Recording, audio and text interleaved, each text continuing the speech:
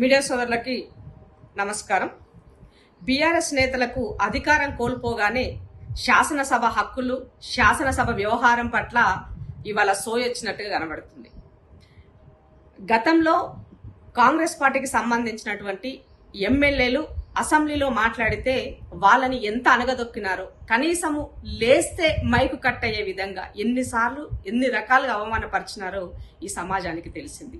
ఇవాళ వాళ్ళకి అధికారం కోల్పోయిన తర్వాత ప్రతిపక్షంలో అధికార కుర్చీ నుంచి ప్రతిపక్ష కుర్చీకి రాగానే ఇవాళ వాళ్ళ నోటికి వచ్చినట్టుగా, అంటే వాళ్ళ అసహనాన్ని తట్టుకోలేక ఇవాళ స్పీకర్ గారి పట్ల జగదీశ్వర్ రెడ్డి గారు చేసినటువంటి వ్యాఖ్యలని తీవ్రంగా ఖండిస్తున్నాను. దళితుడు స్పీకర్ అవ్వడాన్ని సహించలేనటువంటి బీఆర్ఎస్ నేతలు ఇవాళ పదే పదే తన పైన అనుచిత వ్యాఖ్యలు చేయడము, అలాగే శాసనసభ వ్యవహారాల మంత్రిగా శ్రీధరన్న లేచి మాట్లాడితే తనను పైన ఎదురుదాడి చేయడం అన్నది నిజంగా ఈ తెలంగాణ సమాజము ప్రశ్నించాల్సినటువంటి అవసరం ఉన్నది. బీఆర్ఎస్ నేతలని ఎదిరించాల్సినటువంటి అవసరం ఉందని గుర్తు చేస్తున్నా. అలాగే మొన్న జరిగినటువంటి అసెంబ్లీలో కూడా హరీష్ రావు గారు స్పీకర్ గారి పోడియం పైన ఏ విధంగా పరిగెత్తుకుని పోయినారో మనం అందరం చూస్తాం. అంతకుముందు దళిత ముఖ్యమంత్రి చేస్తాని కేసీఆర్ దళితుని మోసం చేసిన విషయం అందరికీ తెలుసు.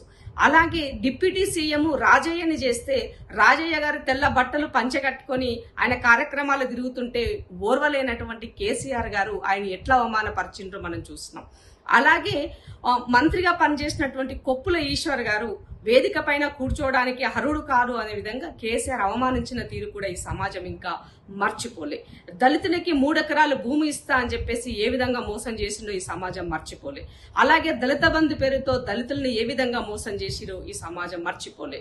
మొదటి నుండి కూడా దళితులంటే ఒక చులకన భావం, దళితులంటే ఒక చిన్న చూపు ఉన్నటువంటి బీఆర్ఎస్ నేతలకు ఆ డిఎన్ఏలో ఉన్నటువంటి అహంకారం అన్నది ఈ రోజు వరకు కూడా తగ్గలే.